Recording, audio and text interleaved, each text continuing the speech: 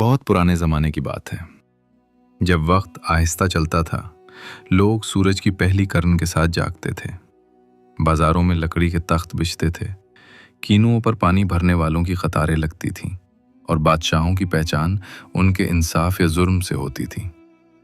انہی دنوں ایک عظیم سلطنت تھی، جس کا دارالحکومت بلند فصیلوں، آہنی دروازوں اور سنہرے گنبدوں سے آراستہ تھا۔ اس سلطنت کا بادشاہ جوان، طاقتور اور بے حد خود پسند تھا۔ اس کے دربار میں سونے کے ستون تھے، ریشمی پردے جھولتے تھے، خوش آمدیوں کی زبانیں ہر وقت اس کی تعریف میں مصروف رہتی۔ وہ سمجھتا تھا کہ عزت تاج سے ملتی ہے، تخت ہی اصل عظمت ہے، اور اختیار ہمیشہ کے لیے اس کی میراث ہے۔ اسے کبھی یہ خیال نہ آیا کہ اختیار امانت ہوتا ہے، اور امانت میں غرور زہر بن جاتا ہے۔ بادشاہ کی ایک عادت یہ بھی تھی کہ وہ ہفتے میں ایک دن بھیس بدل کر شہر کا حال دیکھنے نکلتا۔ ایک دن وہ پرانے محلے کی تنگ گلیوں میں جا پہنچا، جہاں غربت، صبر اور سادگی بسی ہوئی تھی۔ وہیں ایک بوڑھا فقیر بیٹھا تھا، جس کی داڑھی سفید، کپڑے پیون زدہ اور آنکھوں میں عجیب سا سکون تھا۔ نہ اس کے پاس کوئی پیالہ تھا، نہ کسی سے سوال۔ وہ بس خاموشی سے آسمان کو دیکھ رہا تھا۔ بادشاہ نے طنزیہ لہجے میں پوچھا کہ کیا مانگتے ہو؟ فقیر نے آہستگی سے کہا کہ وہی جو سب کو ملتا ہے، مگر نصیب کم لوگوں کو ہوتا ہے، یعنی دل کا سکون۔ یہ جواب بادشاہ کے غرور پر چوٹ تھا۔ اس نے اپنی پہچان چاہی، مگر فقیر نے مسکرا کر کہہ دیا کہ اصل بڑائی اللہ کے ہاتھ میں ہے۔ یہی جملہ بادشاہ کے دل میں آگ لگا گیا۔ اسی دن فقیر کو دربار میں بلا کر گستاخ قرار دے دیا گیا۔ فقیر نے نہ معافی مانگی نہ صفائی دی، بس اتنا کہا کہ سچ کڑوا ضرور ہوتا ہے، مگر شفا دیتا ہے۔ غصے میں آ کر بادشاہ نے اسے قید میں ڈال دیا۔ اندھیری کوٹری میں فقیر نے صبر، عبادت اور شکر کو اپنا ساتھی بنا لیا۔ پہرے دار حیران تھے کہ زنجیروں میں جکڑا یہ شخص دل سے آزاد کیسے ہے۔ وقت گزرتا گیا۔ ادھر بادشاہ کے دل سے سکون رخصت ہونے لگا۔ اسے اپنے ہی وزیروں پر شک ہونے لگا۔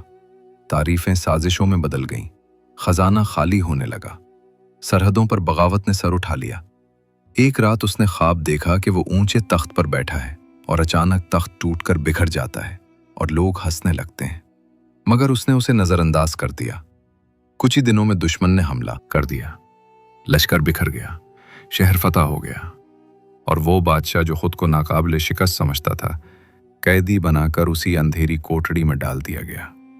جہاں کبھی فقیر تھا، دیوار پر لکھا جملہ اس کی آنکھوں میں چبھ گیا کہ عزت اور ذلت اللہ کے ہاتھ میں ہے۔ اس ایک لمحے میں اس کا غرور ٹوٹ گیا۔ وہ رو پڑا۔ اس نے مان لیا کہ تخت عارضی اور تکبر تباہ کن ہے۔ وقت نے ایک اور کروٹ لی، نیا حکمران آیا، عام معافی ہوئی، سابق بادشاہ آزاد تو ہوا، مگر تخت، نام اور رعب سب کھو چکا تھا۔ وہ عام انسان بن کر گلیوں میں پھرا، بھوک دیکھی، حقارت سہی، مگر انہی دنوں اس کے دل میں عاجزی نے جنم لیا۔ ایک دن وہی فقیر ملا جو اب بھی ویسا ہی سادہ مگر مطمئن تھا۔ سابق بادشاہ اس کے قدموں میں بیٹھ گیا اور اپنی غلطی مان لی۔ فقیر نے کہا کہ یہ سب وقت کی تربیت تھی، نہ کوئی ہمیشہ بڑا ہوتا ہے، نہ ہمیشہ چھوٹا۔ باقی زندگی سابق بادشاہ نے خدمت، صبر اور شکر میں گزار دی۔ لوگ اسے عزت دینے لگے، مگر یہ عزت تخت کی نہیں بلکہ کردار کی تھی، اور وہ جہاں بھی بیٹھتا یہی کہتا کہ عزت مانگی نہیں جاتی، دی جاتی ہے، اور وہ بھی صرف اللہ کی طرف سے۔ یہ کہانی ہمیں خاموشی سے یہ سکھا کر ختم ہوتی ہے کہ وقت سب کو ایک ہی میزان پر لا کھڑا کرتا ہے۔ نہ تخت ہمیشہ رہتا ہے، نہ فقیری۔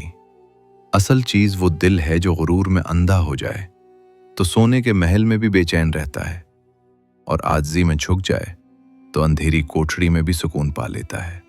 انسان جب اپنی طاقت، دولت اور اختیار کو اپنی ذات سے جوڑ لیتا ہے تو ذلت اس کے قدم چومتی ہے، اور جب وہ سب کچھ اللہ کے سپرد کر دیتا ہے تو عزت اس کے پیچھے چلنے لگتی ہے۔ اس لیے سمجھدار وہی ہے جو وقت کے بدلنے سے پہلے اپنے آپ کو بدل لے، کیونکہ تاریخ گواہ ہے کہ جنہوں نے تخت کو سب کچھ سمجھا وہ مٹی میں مل گئے، اور جنہوں نے اللہ پر بھروسہ کیا وہ بغیر تاج کے بھی بادشاہ کہلائے۔